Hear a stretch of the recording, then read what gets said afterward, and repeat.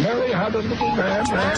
The fault. We believe that all men are created equal. To the magnificent mosaic that is America. From radio beacon to radio beacon. I have a dream. Change has come to America. Believe it. Keep the faith. Knock, knock. Who's there? It's a figment of your imagination. Randi Rhodes Show. Turn up your mind. It's Friday, you bastards. Overnight, House Speaker Nancy Pelosi forced to scrap a high-stakes vote on the president's bipartisan infrastructure plan. After hours of frenzied late-night negotiations on Capitol Hill failed to unite the party, Pelosi leaving her office at midnight, still insisting progress is being made. The White House releasing a statement saying, "We are closer to an agreement than ever." But publicly, the party still appears to be deeply divided. And this morning, those two moderate holdouts, Senators Joe Manchin and Kyrsten Sinema, are holding firm. Their lack of homework is creating instability to this process. What we are seeing from the conservative side, the small cadre of people, is a fundamentally unserious pattern of negotiation. Progressives in the House say they will vote against the trillion-dollar bipartisan infrastructure plan unless Congress can pass the president's second, much larger spending package, with funding for a range of initiatives like paid family leave, subsidized childcare, and fighting climate change. The price tag, $3.5 trillion. But Manchin wants less than half of that.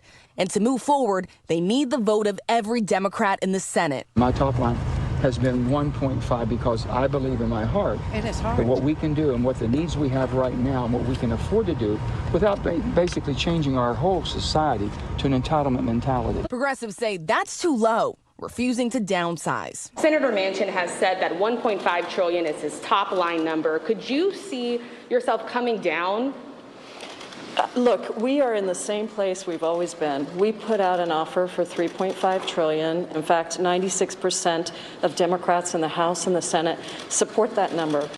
Okay, so that's where we are. And last night I was watching C-SPAN like a little crackhead.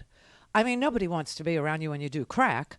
Well, similarly, nobody wants to be around you when your TV choice is the Span. Oh, God, you feel like such a weirdo. You just feel so strange that, being friends with Kyrsten Sinema seems like a thing. It seems doable to me. No, she left Washington. Do you know that? She left Washington. She said she had a doctor's appointment. One can only hope it's a doctor of math or a doctor of political science, which she has. Do you know that? She has a PhD in political science. This is really creepy what's going on here, honestly. So last night, everybody thought, or they didn't think, or everybody, I will say there was unanimity in this thought. No one knows. That was unanimous. No one knows what's going to happen tonight. Hence, C-SPAN became high drama. It's like Hill Street Blues. Do you know what I mean? It was like Sipowicz or something, interviewing a child molester. I mean, it was just high drama last night on the Hill. Just bizarre. And, of course, there was no vote because Nancy doesn't bring up votes in order to lose them.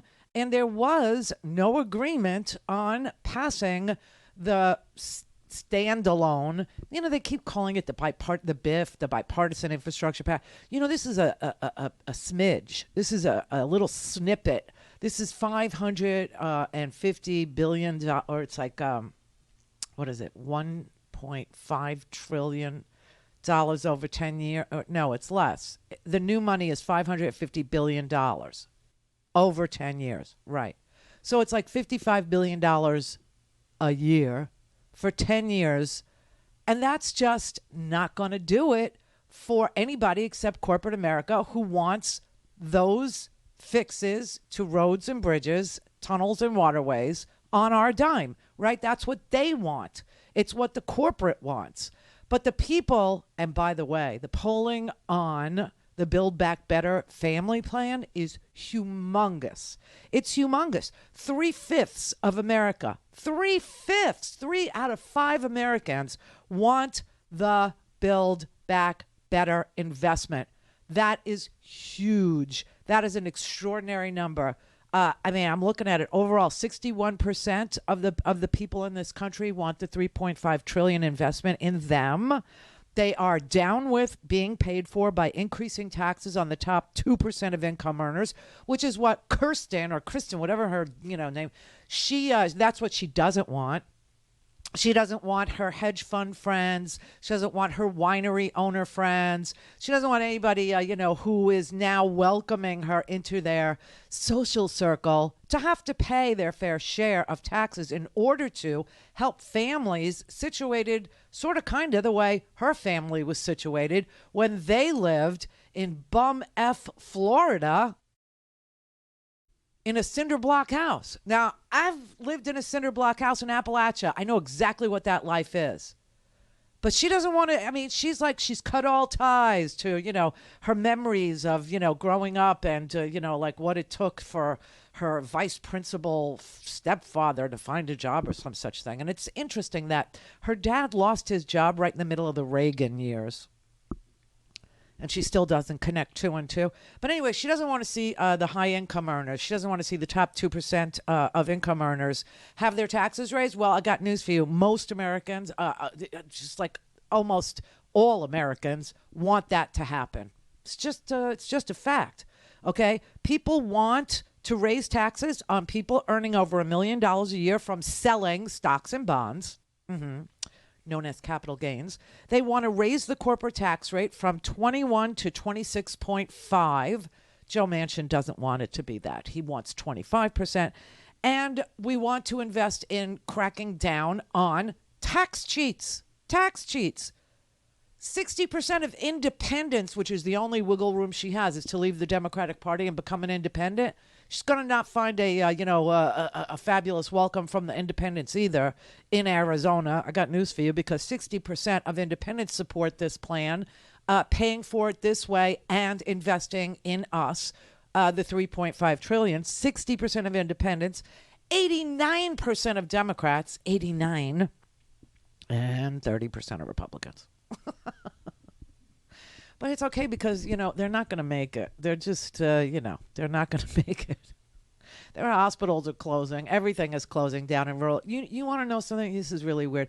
So let's look for a brief moment over at Louisiana, shall we? Okay, so I just saw a report that said that thousands of people in Louisiana after Hurricane Ida, are still without electricity.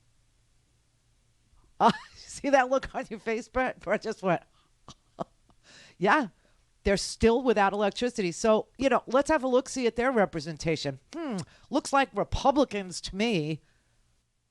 They got Senator Bill Hader over there.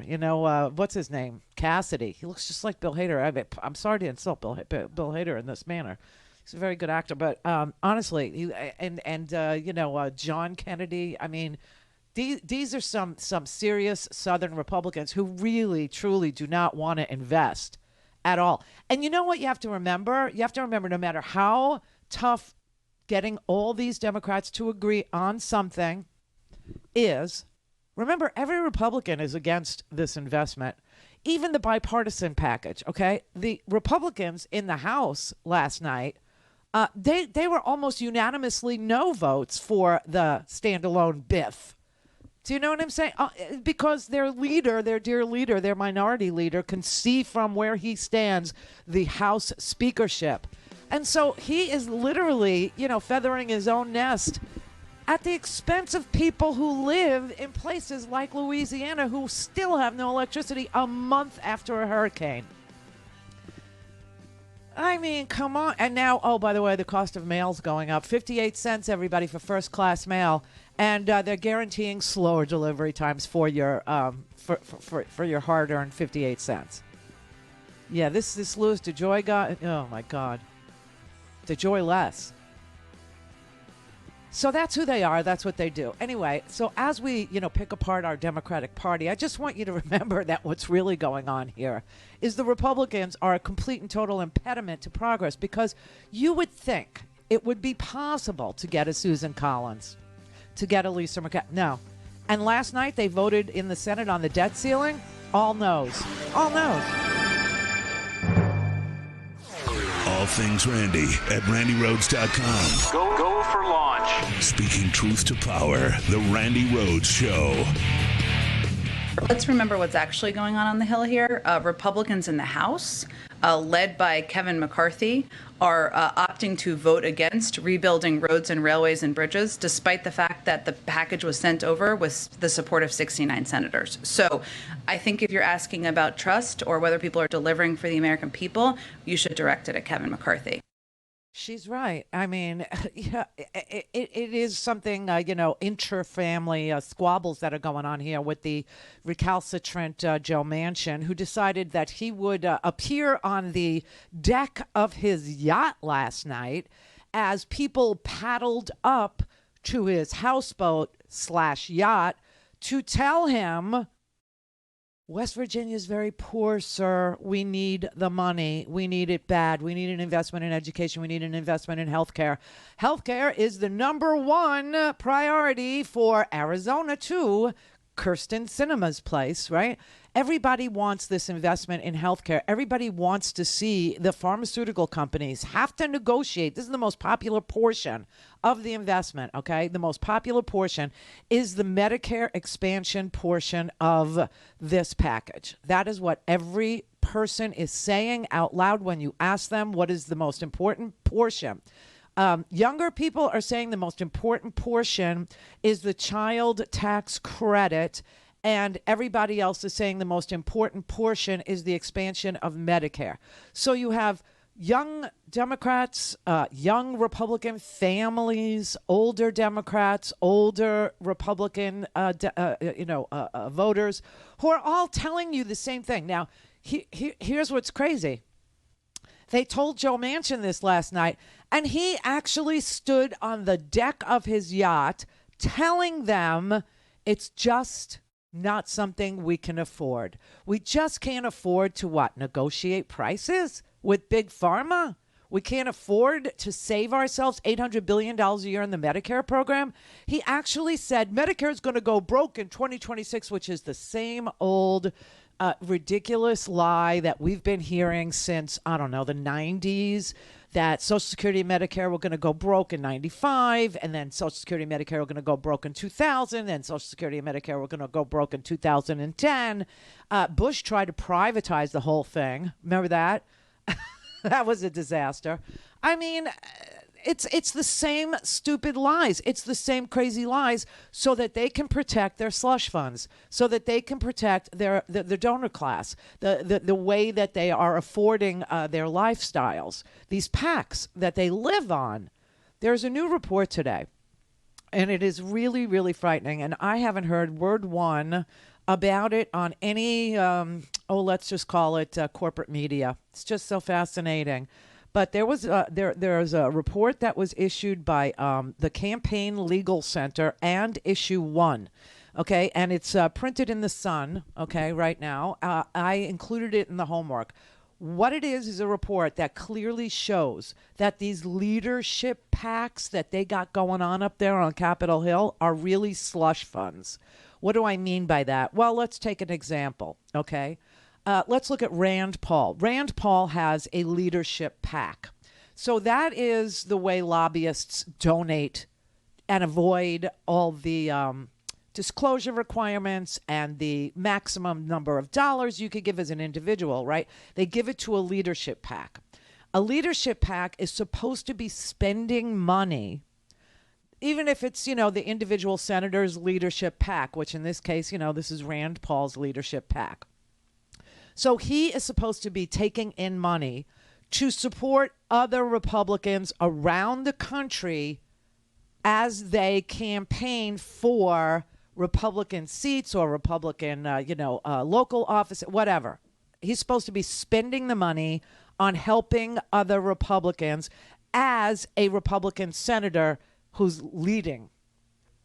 Turns out that Senator Rand Paul's leadership PAC spent 12% of its $1 million haul on politics. That is the smallest percentage among senators. And when they looked at what he's actually spending money on, this lobbyist through donor money, like, okay, so here's how lobbying works. You have a corporation, right? Or you have a group. of corporations, and they hire a law firm lobby shop. And so then they say, they pay the lawyer lobby shop, and, like $1,000 an hour, maybe $2,000 an hour, maybe $3,000 an hour these days, I have no idea, to represent them in meetings on Capitol Hill with senators and House members. And then they say, and we're going to create a leadership PAC, and we're going to give you, let's say $500,000, and you can, promise it to friendly members who agree not to raise our taxes or who agree with our legislative agenda. And they give that money, the lobbyists do, to the leadership PAC after they have the meeting to discuss whatever the National Association of Manufacturers wants discussed, or the hedge fund wants discussed, whatever interest rate they're looking to keep down, or whatever tax they're looking to, set aside, whatever. Okay. So anyway, Rand Paul got $1 million and only spent 12% of it on politics. He spent $1,900 at a 5-star resort in Palm Beach, which tells me it was the Breakers, because it's the only 5-star resort we have anywhere near us here in Palm Beach. He spent $1,500 at Maryland's top-rated resort. Okay. They spend thousands of dollars at steakhouses, on Astros. Ted Cruz, he spent $12,000 on Houston Astros games. He spent $5,000 at the Cloister at Sea Island, which is the top-rated luxury hotel in Georgia. Okay, I mean, and these PACs, the PAC money is coming from corporate PACs, which are controlled by their company lobbyists, to influence the lawmakers' decisions on, crunch time things, like raising taxes on corporate to pay for an investment in America. I mean, slush fund. And this is how they're financing their life. Anyway, Joe Manchin was out on his yacht talking to people who had to paddle up to his yacht, which is, anchored in Washington. He uses it as a place to host lobbyists. Let me talk if you can. Where are y'all from? Anybody from West Virginia? We have any West Virginians? We have a lot of West Virginians. God bless you all. But gang, we're working hard. We really are. We're going to continue to, in good faith. We want to get a good bill that's a balanced bill. That's well done. And I know it won't be enough for some, and it'll be too much for others. In West Virginia, West Virginia's a little bit different than it used to be. There's a lot of poverty. What are you going to do for the poor in West Virginia? We're going to be working everything we can to create good opportunities. And we need to tax the rich. Oh, I agree with that. I definitely agree. That's the one number thing we should be doing, is fixing the tax code so everybody pays their fair share. We should be also negotiating for lower drug prices. We should be doing all these things. They need that. Hold pharma accountable. I agree with you 1,000%. We're on the same page, gang. We really are. Yeah, we really are. So what Joe Manchin is proposing is to claw back the Trump tax cuts. Weird, Bush tax cuts too. To claw back the Trump give away the $2 trillion, which clearly went to the top. That is all he's willing to do. That is it. Call in, connect. To speak to Randi, call 561-270-3844. 561-270-3844. Have we expanded Medicare? Have we added dental, vision, and hearing coverage to Medicare? That's a real opportunity that we can do. Well, we have here. Let me just explain on that one. We will get to that eventually, but right now we can't even take care of it. It's going to go broke in 2026. Let us fix and repair that first. That's not true. We're taxing the rich. I agree. We're going to make the rich and the famous pay.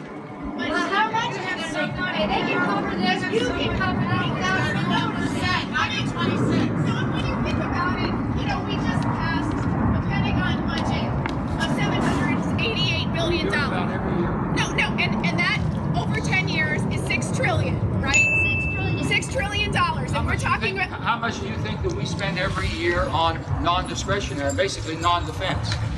Not just enough. as much. Clearly not enough. Do you know we pay? Let me just give you all this. But I'm just saying we can afford. If we can afford let me just tell you. Let me give you one little bit of information. Okay, so Wait, I got one little bit of information for you. The Republicans are likely to take over the Senate. We don't. This is our one chance right now to pass the legislation. If we don't do it right, do you think they won't repeal it as soon as they take over? If you don't pass this, we're gonna. Yeah, they're not gonna pass things like this for the people. They're not. This is our chance. We can't wait. That was amazing. And apparently somebody's been listening to us, because that is exactly the way that you argue for an investment in us. You bring up the defense spending over and over again. Do you realize that Joe Manchin has voted yes on every single defense bill since he's been there? You know what the total number of dollars that Joe Manchin has voted for defense is? $9.1 trillion. Over 10 years, okay? $9.1 trillion. They just passed another defense spending package. The woman was correct on the front end. She said, you just passed a defense bill. It was $788 billion for 1 year. 1 year, which is not $6 trillion over 10. It's $7.8 trillion over 10 years. $7.8 trillion over 10 years. And that's if it would stay steady at $788 billion a year, which it won't. It won't. It always goes up year after year after year after year. We're for the first time, we're not involved in a shooting war anywhere in this world, we hope, that we know of. And there's still, he's willing to spend, $7, $8, $9, $10 trillion on defense, but isn't willing to spend $3.5 trillion over 10 years on a child tax credit, which, by the way, the child tax credit alone over 10 years alone would be $1 trillion. Just so you can start imagining what he's for and what he's not. So he says he has a top line number of 1.5 over 10 years. 1.5 over 10 years. So if it takes one to do just the child tax credit, guess what he's not for? All the climate change, stuff. He's not. He wants carbon sequestration paid for. That's what he wants, to give his coal a chance to survive. That's ridiculous. It's done. It's done. And it's been done. So repurpose those coal-fired power plants in your beloved West Virginia, because they're near infrastructure, and repurpose them to renewables. You know, GM today, you know what General Motors said? General Motors said, I think it's 2025, which is just, right around the corner. They are not going to use anything that isn't derived from renewable fuel sources in their vehicles. They're not going to.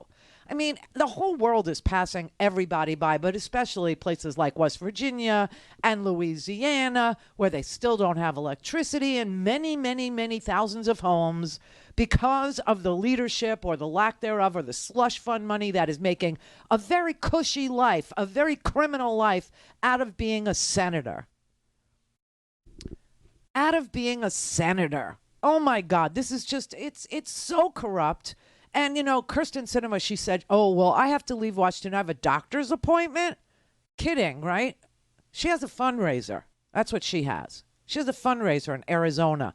Oh, well, I'm still negotiating. No one knows anything about what's on your mind or whether you have one. We do know now, though, that you have no principles. We know that. Because you ran on health care for Arizona. That's what she ran on. She ran on clean energy and health care for Arizona. And this particular bill makes a huge investment in health care for Arizonans. Same thing for West Virginians. Like I said yesterday, a little known fact about West Virginia. They have the third largest senior citizen population. Florida's got, an amazing senior citizen population.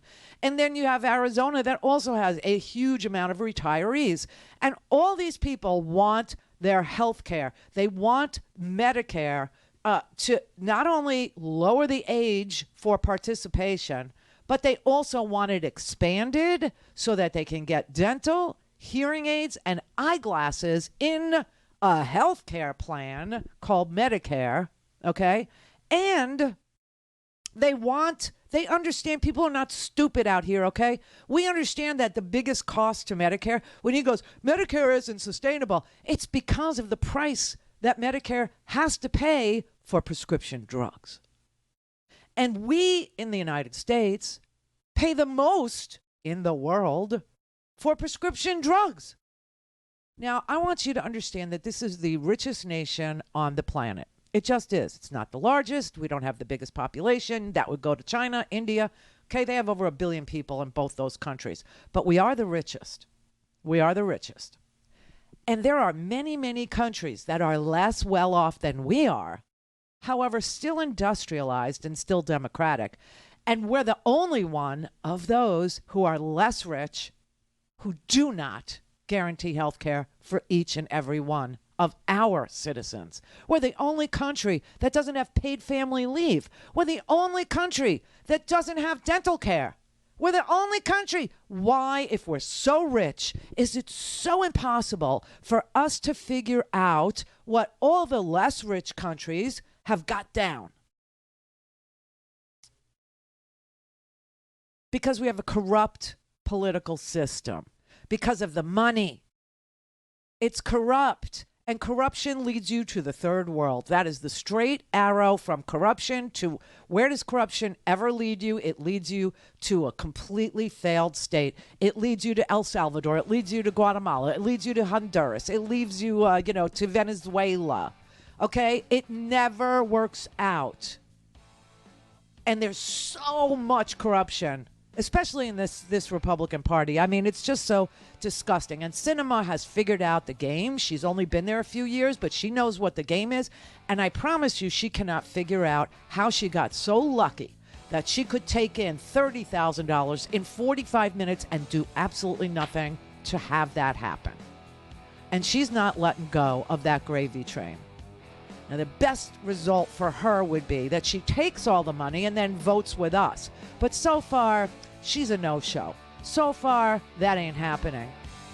And remember, she's very smart. She knows what the issues for Arizonans is, and it's health care. She knows that. She ran on that.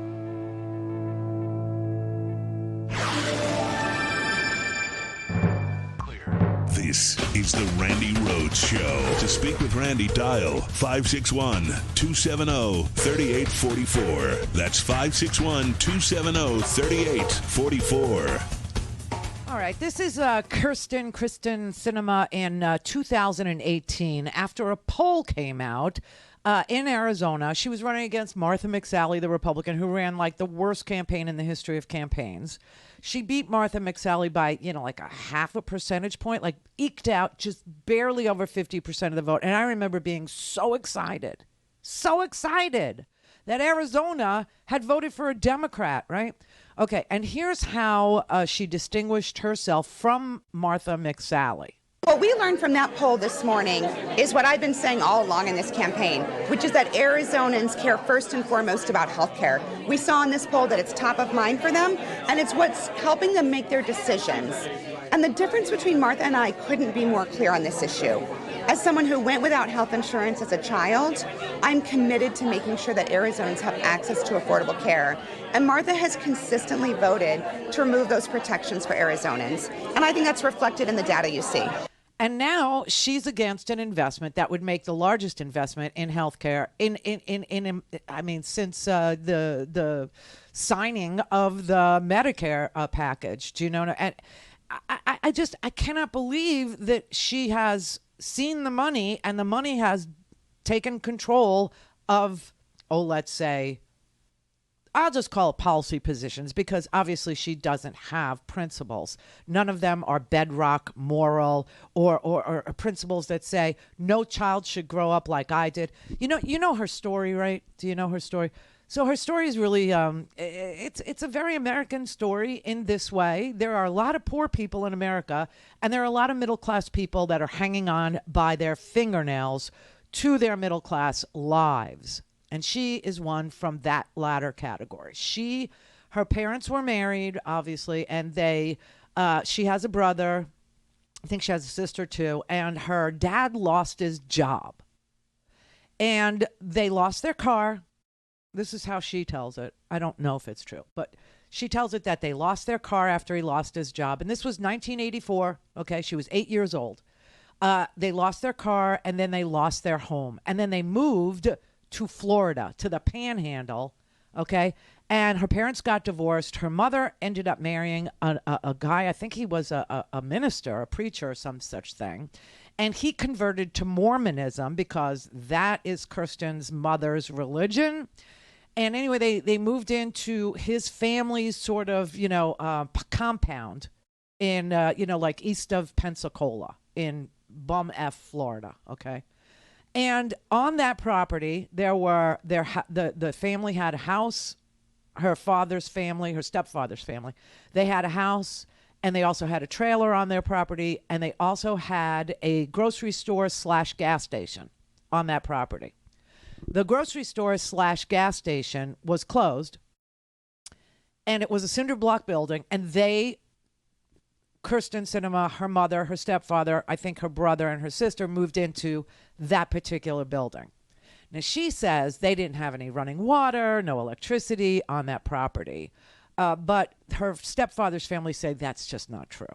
But it doesn't matter. What matters is that in the 80s, after the corporate takeover of our entire government and the, hey, Medicare is socialism argument, and the we're from the government and we're here to help you are the 9 scariest words you could ever hear crap, and the takeover of our government with, the money to lead interests, the Ronald Reagan era, people started to fall out of the middle class.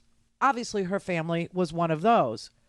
And she still, to this minute, uses that story as a endearing portion of her childhood. It lasted till she was 11 years old. Now, she went to college. She has a PhD. Okay, she's gone all the way. And she uses those 3 years of her life as a calling card about why she's a better bet. She gets it. She understands what it's like to fall out of the middle class as a child, and that she will never let that happen to anybody else's child, which is why she eked out a win in Arizona. Well, here we are looking at the most consequential investment in American families since the Great Depression, okay? Since FDR's New Deal. This is one of those moments. And if you ever wondered, and God knows I have, I always wondered what it would have been like if I was a broadcaster back in the day when the economy crashed in the roaring 20s, in the 1929, the whole thing crashes. Everybody, is scattering to the literal wind. You have people trying to eke out a living all across this country, trying to survive, protecting their children as best they can, people falling into abject poverty, right? The whole character of the country changes where dignity is hard to come by, right? People are embarrassed about where they've ended up. That they're raising their children in poverty. I mean, this is hard to do as a parent. It's hard to look at your children and let them go hungry. It's hard to look at your children and tell them that they don't have a roof over their heads, and it eats away at your soul.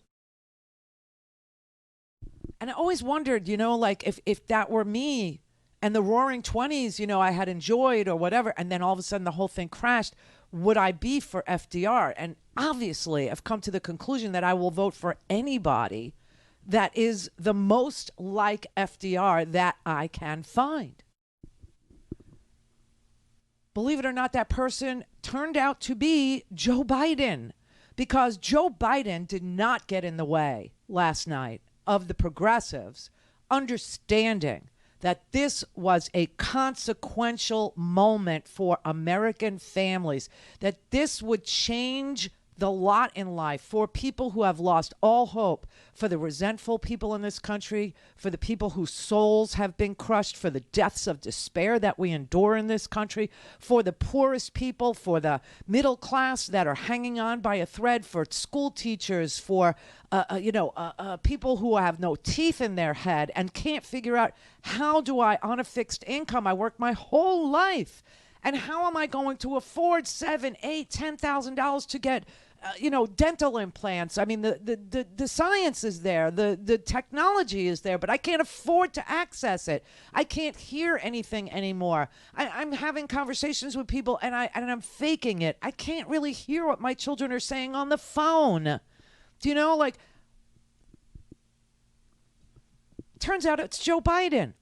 Last night, when the progressives refused to cave in to the Joe Manchins and the Kristen Sinemas, who are the minority, the very, very, very teeny tiny, there's only two of them. There's 48 senators that are for this. There are 220 House members that are for this. It's just these two people who are holding hostage whatever 3 out of 5 Americans want. 3 out of 5 Americans want this. And Sinema knows it because she ran on it. Healthcare was the #1 issue in Arizona. And she is willing to walk out of Washington, D.C. today, go back to Arizona, say she has the doctor's appointment, only to find out she really has a fundraiser. I honestly, listen, the Democratic Party, the Arizona Democratic Party, they want to censure her. They do. They want to censure her. But they want to censure her not so much for, being the impediment to progress on the 3.5, which is over 10 years, okay? Oh, and just before I forget to put this in perspective for you, here are the numbers of the American economy, okay? So we're talking about investing $3.5 trillion over 10 years, which is, it's nothing. Because do you know what GDP over the next 10 years would be? You know what the number is there? $288 trillion. $288 trillion over 10 years is America's GDP in the next 10 years. We're talking about spending 3.5 of 288. You know what that is? That's 1.2% of our GDP. On Americans, on families, on a child tax credit so children don't go hungry, on remediating climate change, which creates hundreds of thousands of great paying jobs. Now you look at the defense budget. We all know it's $7.8 trillion over 10 years. Okay. What does that investment produce in the way of jobs? Well, we get about 9,000 jobs every year in defense. But if we invested the same amount in education, we would get 19,000 jobs. If we invested the same amount in renewable fuels in a modern energy scenario, in climate change remediation, we would get 20,000 jobs a year. Do you know what I'm saying? It's ridiculous how they do this. Mary had a little man. The fault. We believe that all men are created equal. To the magnificent mosaic that is America. From radio beacon to radio beacon. I have a dream today. Change has come to America. Believe me. Keep the faith. Knock, knock. Who's there? It's a figment of your imagination. Randi Rhodes Show. Turn up your mind. These kinds of issues were fringe not that long ago. But now you have the numbers, and you clearly have leverage, and you progressives are not afraid to use it. Is that something that is talked about internally, and how far are you willing to go here? They were only fringe in the Beltway echo chamber.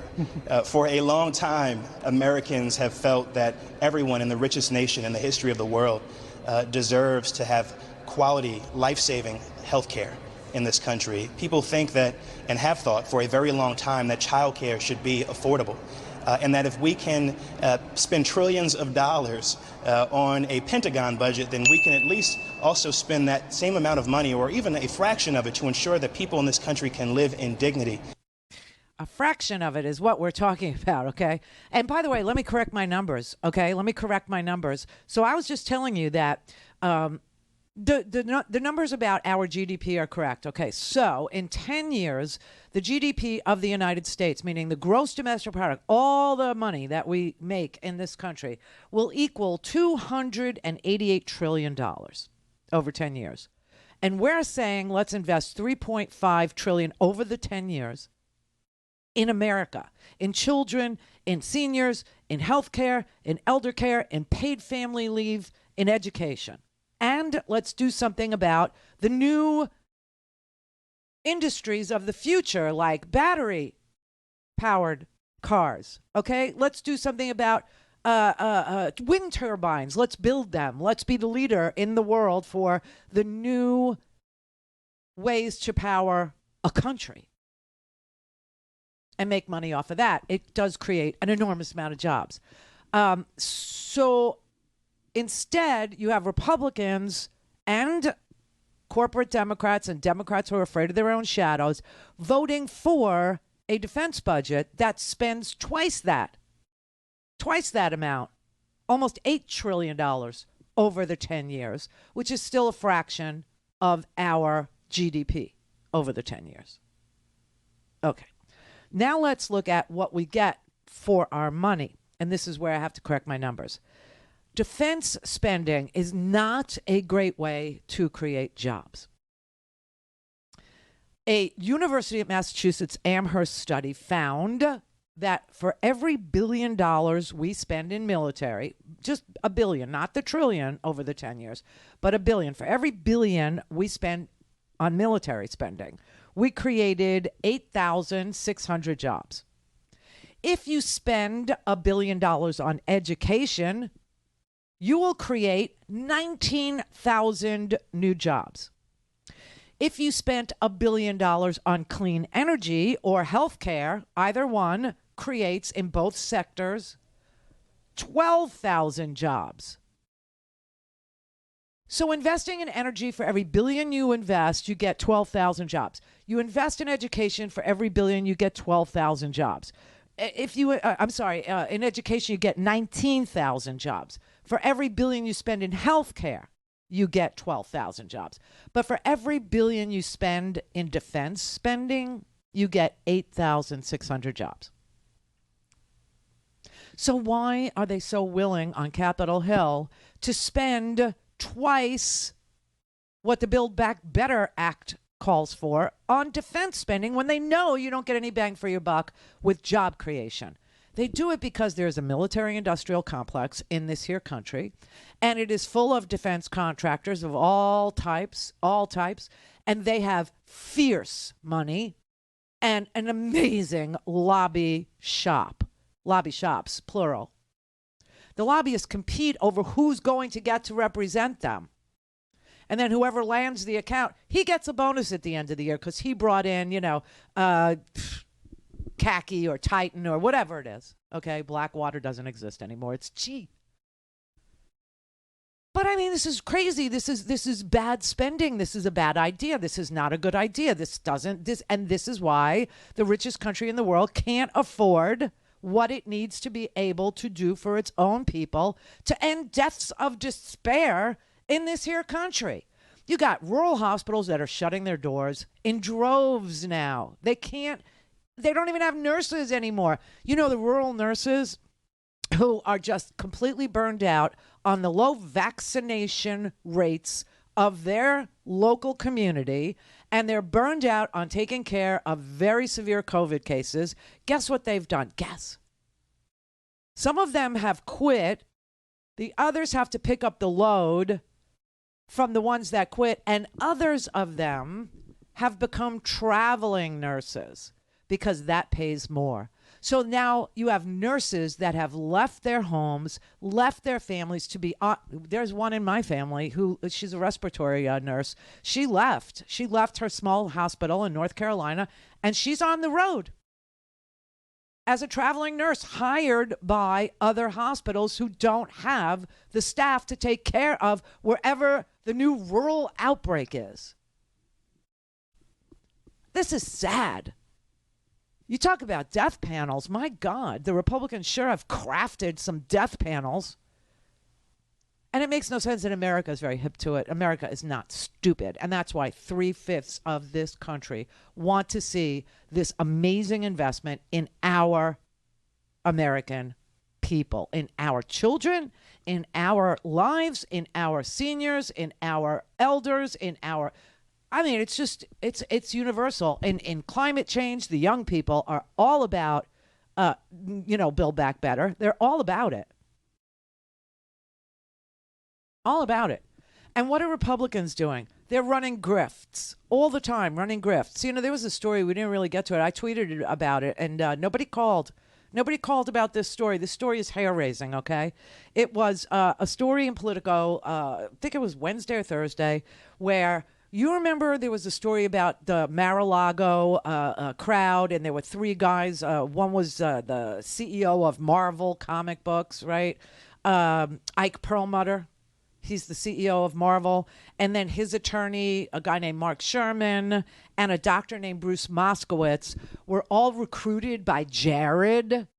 Yeah, by Jared Kushner and Ivanka to go to the Trump administration and tell them they could fix the VA. Remember that? Yeah. Well, it turns out that they are under federal scrutiny right now. They had a scheme. And the reason why they wanted to take over the VA was because, and there are thousands of emails now that have been recovered. And in these emails, they say things like the most important asset that the VA has is its data. And that if we could monetize veterans' medical records as Trump's VA advisors, we could generate hundreds of millions of dollars in revenue for ourselves. They said that it was a hugely profitable plan to monetize veterans' medical records. And we don't know if they ever were successful in selling those records, but they were introduced by Jared and Ivanka to CEOs who were interested in buying veterans' medical data. And the companies were Johnson & Johnson, Apple wanted the data, IBM wanted the data, and of course CVS drugstores wanted the data so they could market to these veterans. They could market, a special at CVS for veterans only and, get you to come in and exclusively transfer all your prescription filling to CVS, whatever. And Johnson & Johnson, they were all introduced by Ivanka and Jared, who also worked inside the White House. And it turns out that House Democrats found they found hundreds of emails. This is why the VA Secretary, David Shulkin, he was awarded a contract to Moskowitz's nonprofit foundation. And that's who wanted to lead the monetization. That's why he got fired, got caught. All things Randi at RandiRhodes.com. Go for launch. Speaking truth to power, the Randi Rhodes Show. Oh, I just thought I would take a brief moment to say thank you very, very, very, very much. We are having a day of gratitude around here because yesterday we did reach our goal. Mike in California did pony up his $15,000 thanks to your largesse and your giving nature. And all of your donations were matched yesterday by our Anonymous in California and, all of our frontline funders. So thank you, thank you, thank you. I just needed to take a brief moment and just say how grateful I am. I'm glad you brought that up. We had a $100 donator call up just a little bit ago, and he was like, hey, did we make it? Did we make it? So thanks for the update. Well, there's always RandiRhodes.com. There's always that. Okay, so Susan in California. Yeah. Hi, Randi. Hey, Susan. I'm so glad you're taking my call. I want to shout this to the rooftop.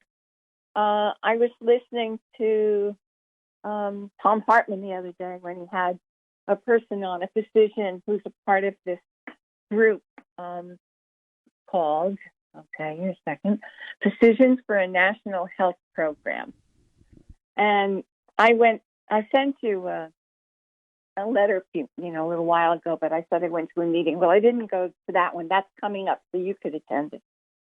And I learned a lot to have people from all over the country. what's happening to Medicare is they are defunding it. And the way that they're defunding it is by privatizing it. So they have this Medicare Advantage thing. And my brother has it, and he didn't even realize what was going on. So his is with Kaiser. So they have these policies, and they're okay for now, but they're going to get worse because there's no protection as there is in Medicare. There are no pre-existing conditions. What do you mean? There's no pre-existing conditions? They don't have to accept you. They don't have to what? They don't have to accept you with a pre-existing condition. Who doesn't? These Medicare Advantage insurance. Yes, they do. Companies. Yes, they do.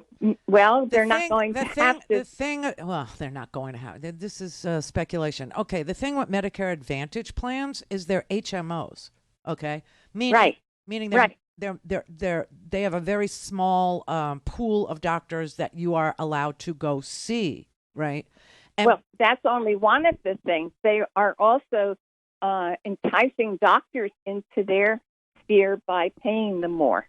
So that's what I'm saying. It's just an HMO, and that's what Medicare Advantage is all about. And that's why, they run these commercials with, also ran stars or whatever, telling you, you should get all your benefits and blah, blah, blah. And they throw in, it started out with free gym memberships and maybe a pair of sneakers. Yeah, and then the fees, they were taking seniors from the Medicare, traditional Medicare plans. And instead of them going out and buying a supplement that allows them to go to any hospital they want or see any doctor they want, they were reeling them into these managed care plans, these HMOs, by promising them benefits. Right. And they're still doing that. Yes, they're still doing that. And they're still doing that, and they have now they've pulled over 40% of Medicare recipients into their pool. I don't know about that. I've never looked at how many people. That's why I sent you this thing. You can check with the physicians, this group. They have a lot of information. One of the things that they did say is now's the time when you can pick where you want to be. There are some people who aren't able to get off of their plans and switch. Why? I called them because I kept getting all these ads. So I finally called them. Yeah, they're free to market to you, but you don't have to make a decision based on their marketing. I mean, no, of course not. Okay, so but most people don't know what they are. I have. No, I know most people don't. My mother leaves it to me to buy her supplement. She doesn't understand any of it. Okay. Right. And she's always asking me the same question over and over. Why don't I just get one of these plans where they come to your house and they do this and they give you free lunch and they buy you gym and And I try to tell her that they limit the number of doctors that are available to you. And when I say That's that, right. when I say that, she's, oh, okay, so I wouldn't be able to see my own doctor. No, you wouldn't. And if he referred you to a specialist, you wouldn't be able to go to that person that he picked for you. You'd have to stay in your small, little, tiny network. Exactly. Well, and you have to get pre-approval, which I don't have to get.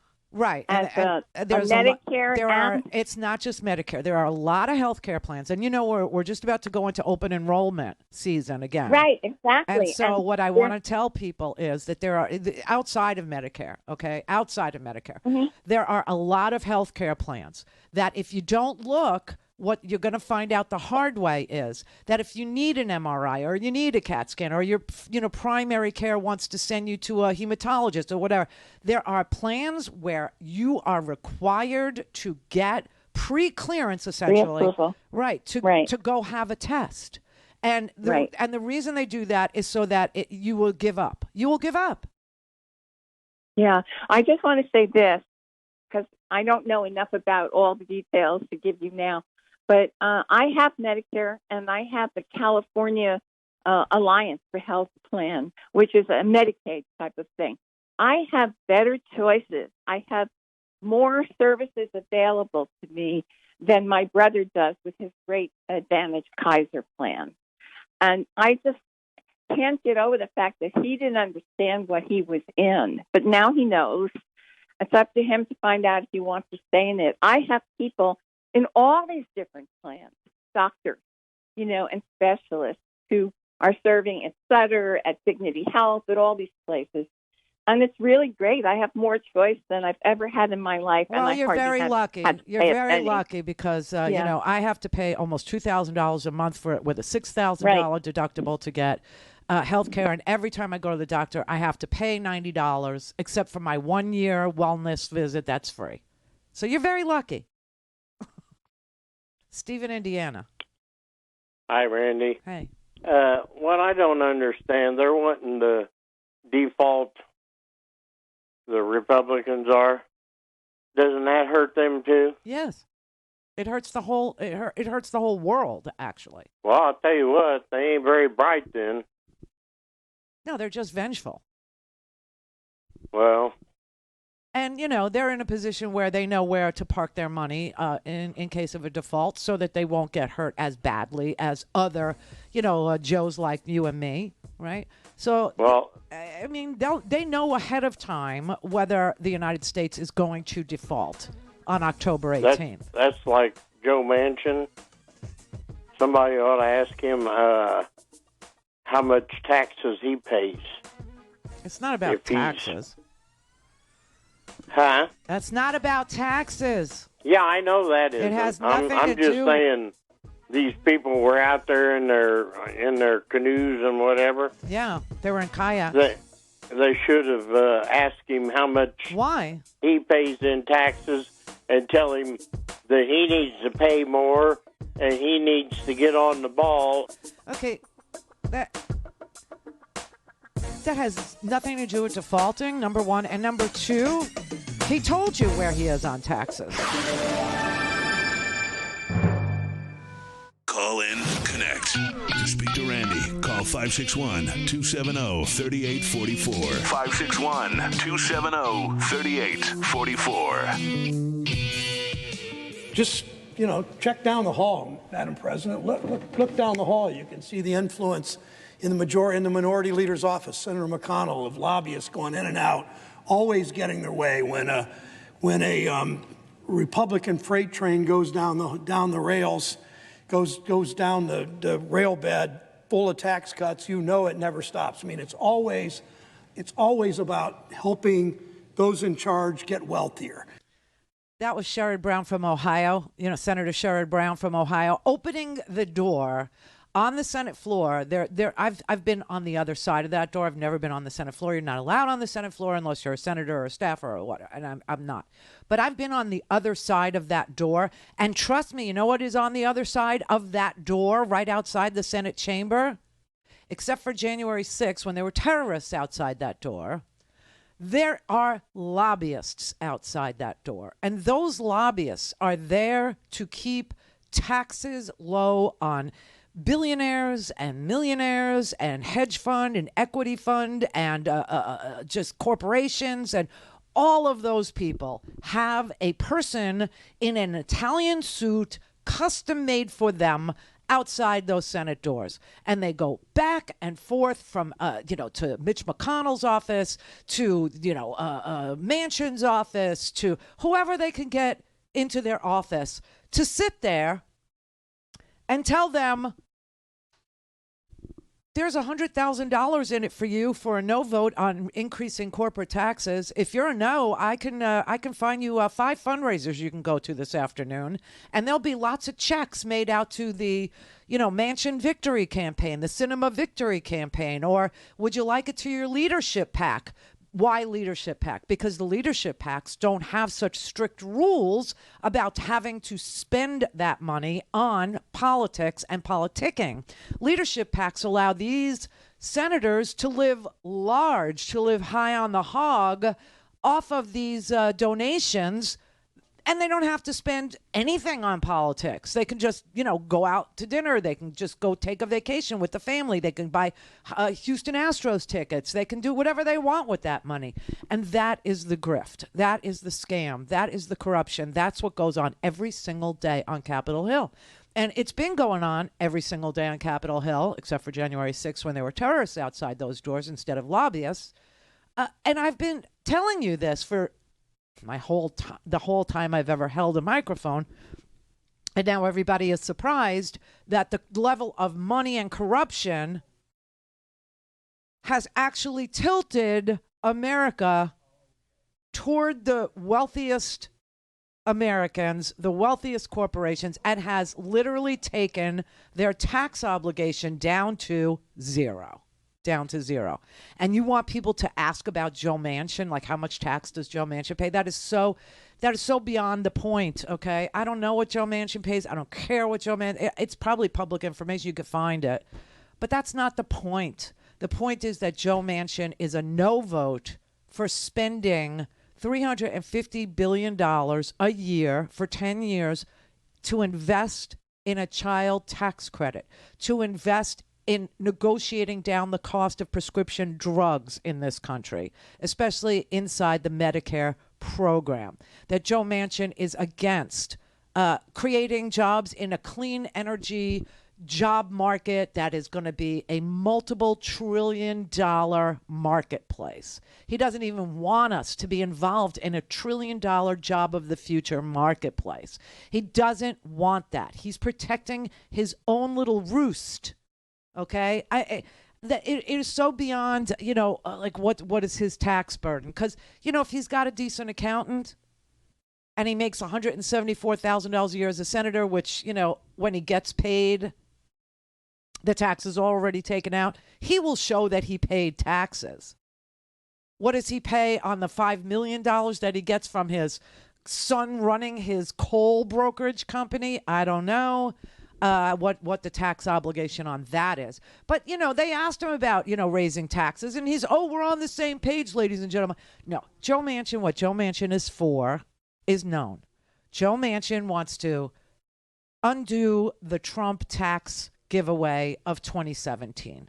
And that's as far as Joe Manchin will go on taxes. Joe Manchin wants to just take back the Trump tax cuts. And that's it. That's his plan. That's all he's for. He's also only for investing $1.5 trillion in America over 10 years. He's okay with a $7 trillion investment in the defense industry over 10 years, but he's not okay with a 3.5 investment in America. Only a 1.5, which is half. And when I tell you that the child tax credit, which helps people with children, when I tell you that costs $1 trillion over 10 years, then you know where all the money is going to go. Eric in Florida. Hey, how are you? Hey. I was just trying to ask, when is that enough is enough? How many boosters are we going to do? Sorry? How many boosters are we going to do? What are you talking about? I'm talking about taxes. Oh, taxes? Taxes? How far are we going to go with that? With what? Taxes. What do you mean, how far? How far is enough? Every time. What do you mean, how far is enough? What do you think the tax rate is right now? Yeah, that's what I thought. Okay, Paul in Philadelphia. Hey, Randy. Hi. Hey, check this out. Do you remember when during Obamacare, and at the last second they pulled the public option because the Democratic senators sold us out? I got the feeling this is going to happen again with these two jokers, these two senators, are sticking it to us. And nobody says nothing about the peace dividend we should be getting. Right. Getting out of Afghanistan. And the Defense Department that most of these guys voted for went up 3%. It should be going the opposite direction. That's to pay right. for all this, to pay what we want. We don't want to be killing people around the world. Well, it's not just that. It's that when you look at bang for the buck, right? Let's say there are people out there that say, oh, I love defense spending because it creates jobs. Okay, let's just say that. Yeah, death jobs. No, it doesn't matter. So what I'm telling you is, as an industry, it creates, for every $1 billion you spend on defense, you'll get 8,600 jobs. But for every $1 billion you spend in healthcare, you'll get 12,000 jobs. For every $1 billion you spend in education, you get 12,000 jobs. And for every $1 billion you spend in clean energy, you're going to get 19,000 jobs. So I'm just trying to get people to understand I know. How we create jobs, good paying jobs in this here country. It's all about where you invest. Right. You got it. You're so right. So the heck would send it to Lockheed Martin, Northrop, and Raytheon. Do you know what I mean? Well, that's the whole idea. The whole idea is that those places do create jobs, right? But how many and at what cost? So that's why I'm telling you, for every $1 billion you spend in defense spending, you're going to get 8,600 jobs. But for every $1 billion you spend in health care, you're going to get 12,000 jobs. Now you decide where you'd like to spend your money based on facts.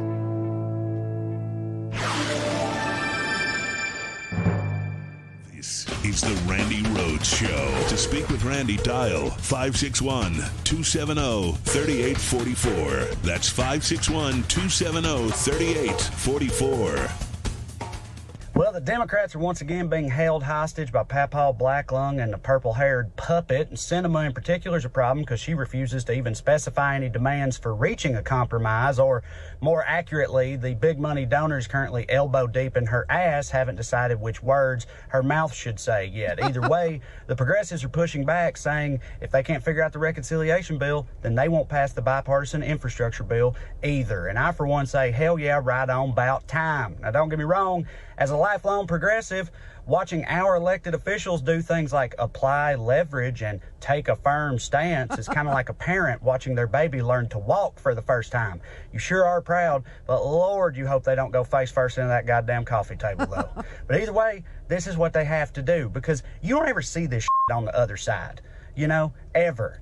Like, you say what you want about them, they fall in line, okay? Hell, 5 years ago, Ted Cruz was trying to stand up to Donald Trump. Now, Trump ain't even the president. And if he said to Cruz in public, hey, Ted, your wife sure is ugly, huh? Ted would be like, ugly as a dog, sir. My daddy sucks, too.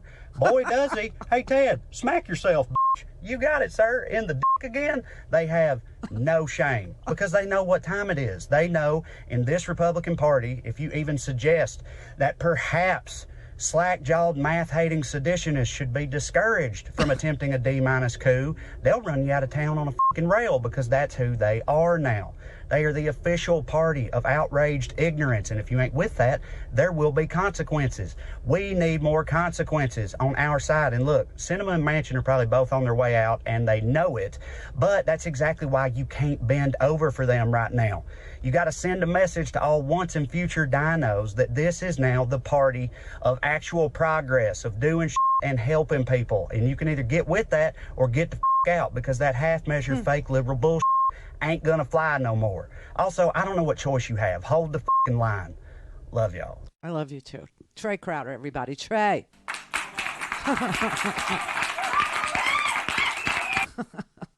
What do you say, Papaw Blacklung? Yeah, Papaw Blacklung and Miss Purple Hair. So, yeah, Papaw over there, Blacklung, he is literally on his way out. I mean, people understand that, you know, the gravy train can only go on for just so long. Now, Sinema, you got to stop electing the cray-cray, okay? Especially in places where the sun bakes our brains. I'm here in Florida. And I understand that it's hot and it's humid, and we're just, we can't be bothered with figuring out that Rick Scott, our senator, is the biggest fraudster in the history of the Medicare system.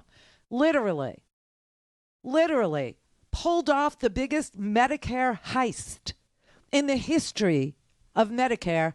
And Florida said, let him be a senator.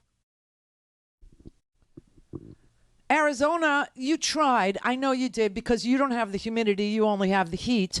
And you tried really hard to say, well, she seems like a progressive. She does. And she's got a really endearing story. My God, she, grew up in a gas station or some such crap. And so maybe she understands the plight of poor working mothers. Maybe she does.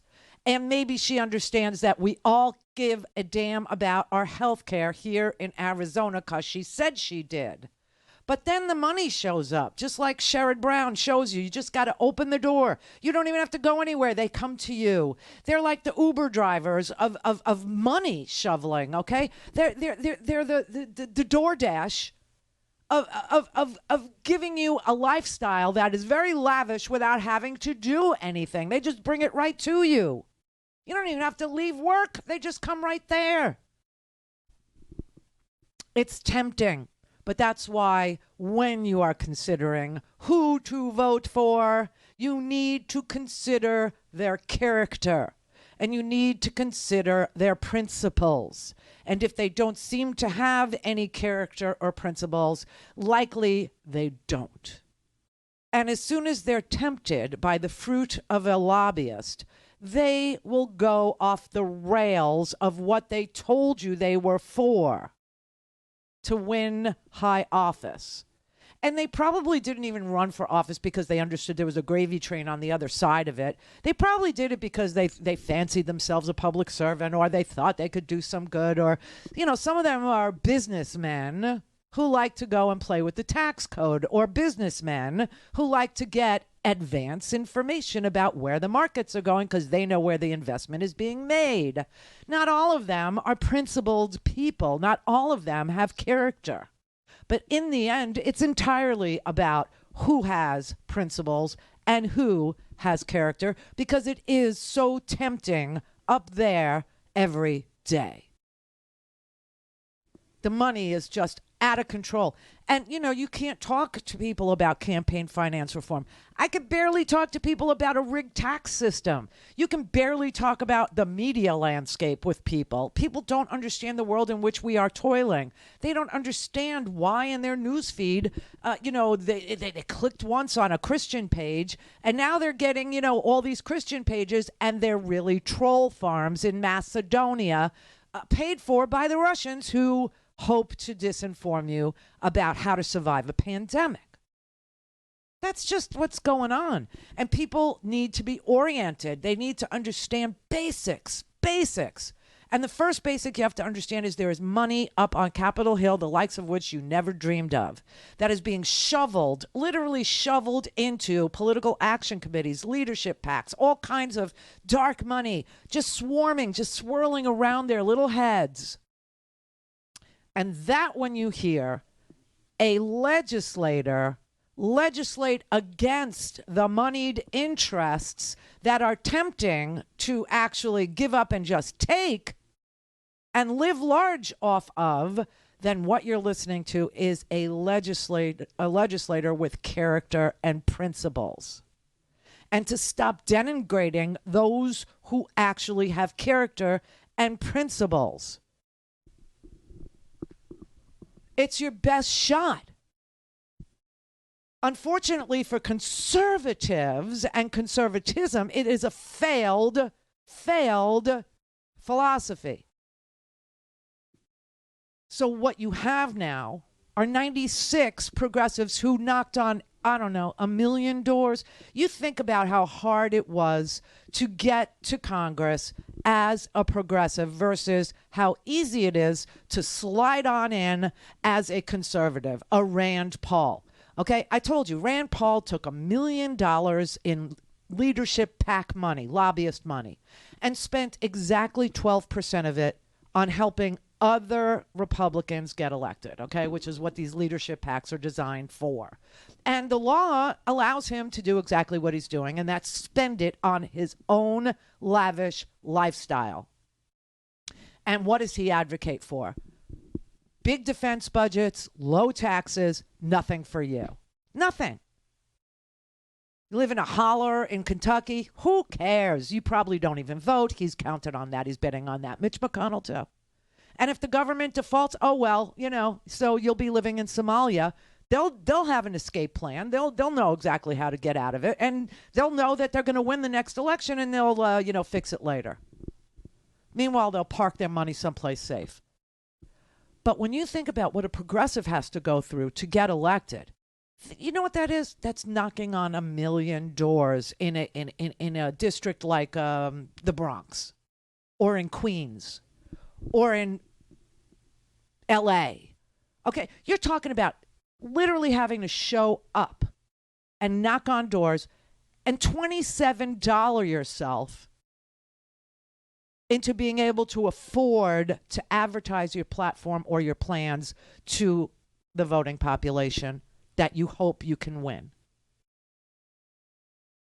If you're a conservative, all you have to do is go on TV, talk about replacement theory, say you're against critical race theory, say that you're against tax hikes, say that you're for a big defense spending budget, and all of a sudden you have millions of dollars and you can buy ads all over the internet.